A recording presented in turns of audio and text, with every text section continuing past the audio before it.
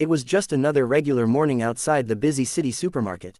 The air smelled of fresh bread and gasoline, and the sound of shopping carts clinking filled the atmosphere. No one noticed the tall, quiet girl in the green employee uniform, Emma, the grocery clerk, who stacked crates of oranges near the front entrance.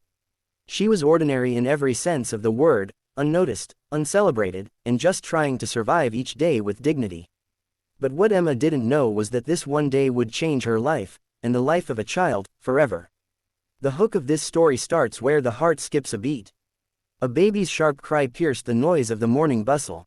Shoppers looked around, confused, and then dismissed it. But Emma, halfway through loading a new display, immediately turned her head toward the sound. It came from the parking lot. She dropped the oranges and ran instinctively, her sneakers pounding against the pavement. There, just 5 feet away from rolling traffic, sat a baby stroller, unattended, swaying slightly in the morning wind, heading slowly toward the slope. A speeding SUV was turning into the lot from the corner. The driver was distracted, fiddling with something on the passenger seat. Time stopped. Emma didn't think. She didn't scream. She didn't wait for anyone. She sprinted, faster than she ever had in her life, launching herself forward and grabbing the stroller with both hands just seconds before it crossed the path of the moving SUV. The car screeched to a stop, mere inches from her shoulder. People gasped. Someone started recording on their phone. A mother came running from the far end of the parking lot, breathless, screaming, "My baby! My baby!" She had just placed her shopping bags in the trunk and turned for only a second. That second could have taken her entire world away. But Emma had changed the outcome. What she didn't know, what no one knew, was that from inside a sleek black limousine parked in the shadows nearby, someone had watched it all. Jacob Reeds, billionaire CEO of one of the largest tech conglomerates in the country, was inside that limousine. He wasn't supposed to be there. He wasn't supposed to stop. He was on his way to a meeting downtown, sipping espresso and skimming through contracts. But something had made him pause outside that grocery store. Perhaps it was the universe whispering to him, perhaps it was fate. As his chauffeur paused near the back entrance, Jacob caught sight of the runaway stroller.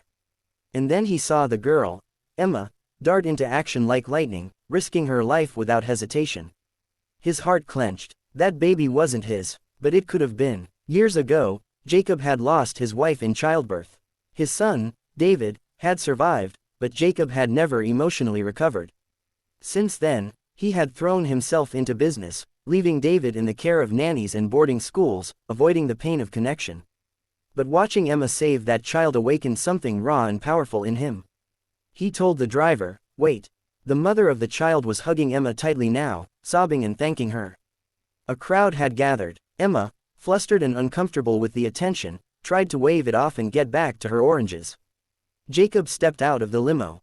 Inside the store, after things settled, Emma was back at her station. Her manager had scolded her lightly, worried about liabilities, but even he couldn't hide his awe. Still, Emma didn't seek praise. She wasn't a hero in her mind, she just did what anyone would do. Or so she thought, until Jacob walked in. He was sharply dressed, towering, with a presence that turned heads.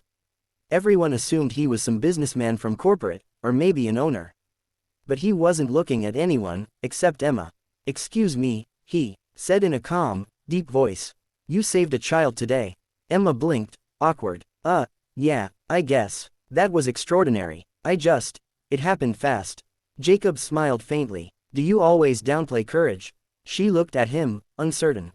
"I'm not special." "You're wrong about that." Something about his tone, gentle but commanding, sent a chill down her spine.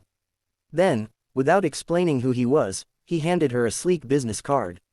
"I'd like to talk to you. Not about publicity or